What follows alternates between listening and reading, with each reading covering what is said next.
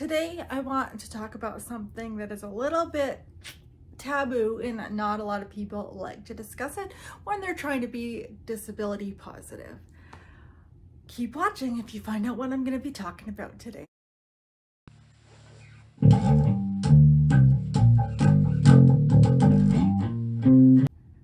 Hi everybody, my name is Blemmy. I'm a 36-year-old woman who lives with spastic diplegia, cerebral palsy, and as you know, if you've been here before, my videos are all about how to live a productive disabled life.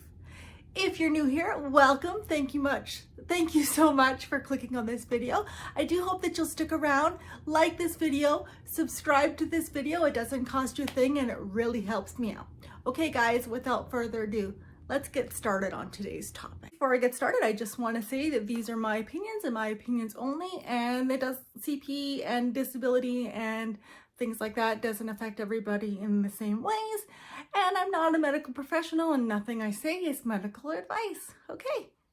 If you've been around for a while, you've probably been wondering why I haven't been posting lately. And the very simple answer to it is I just have not been feeling up to it.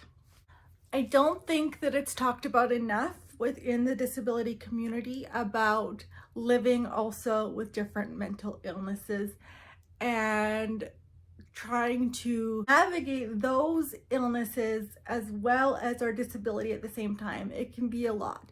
And that's where I'm at right now, guys.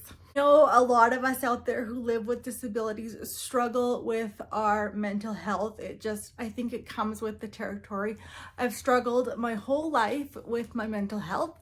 I've always been a very anxious person. I remember when I was a little girl, I would say to my grandma mostly that, oh, I'm just so nervous. I'm nervous. Like, Grandma, I'm nervous. And she'd say, well, what are you nervous about? What do you have to be nervous about? And I'm like, I don't know, but I'm so nervous.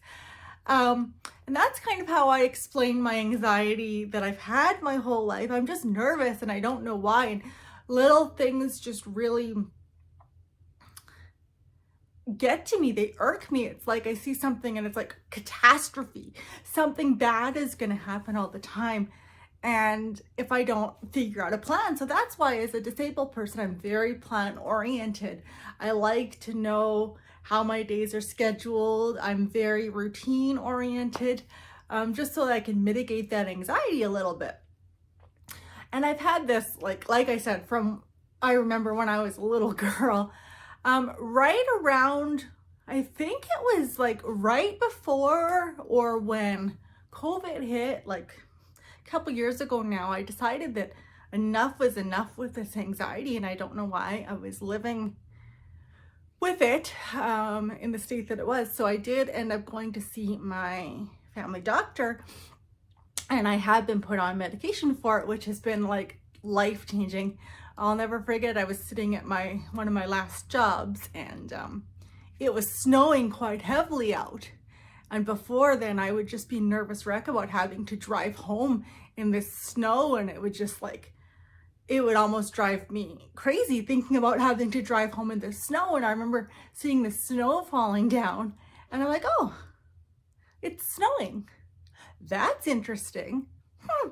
And that's what I really remember, that the anti-anxiety, antidepressant meds that I was put on were really working. Now, I also have been diagnosed with severe depression as well.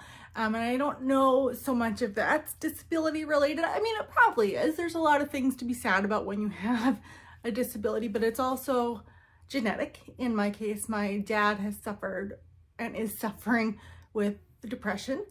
He suffered with it my whole life. He has other issues that I don't want to talk about on here because it's not my story to tell.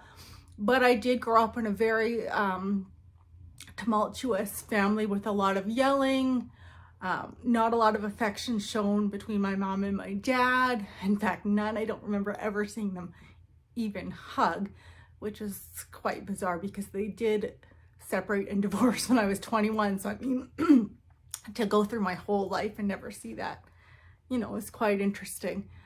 Different issues with my childhood that I don't want to get into because it's not just my story to tell, it's also my mom's story and my dad's story and my brother's story. So, I mean, it's not something that I want to get into here, but just so you know, I did have a very trying, sad childhood.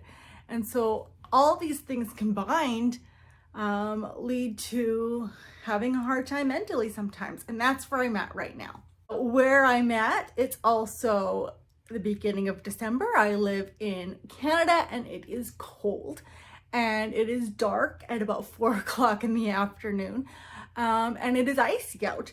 And so living with a disability, all those things, you know, in my previous videos about what makes me more spastic. If you haven't, I'll link it up here. Go ahead and watch it. But being out in the cold doesn't really do it for me. If it's really icy out, I don't feel stable enough with my walker a lot to get out. So I've been home a lot lately. And for those of you who don't know, I'm also not working right now.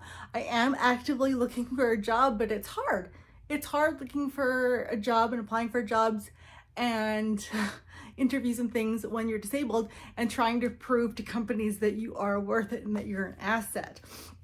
So I'm still looking for a job. I'm being selective and holding out for the right position. But with all that being said, I'm home a lot and I haven't left the house a whole lot.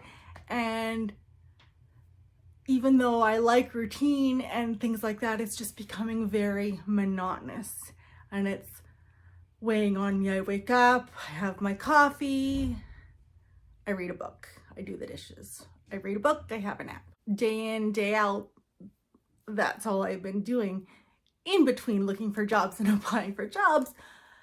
So that's weighed on me a lot too. And then going back to not having a job, not having an income. I think a lot of disabled people, and if you're not one of them, you know, this is all just my opinion. I've put a lot of stock into creating this persona of me, and a lot of my worth is tied up in my job, in my education, and wanting to be the best that I can be to prove to other people that I can do it too.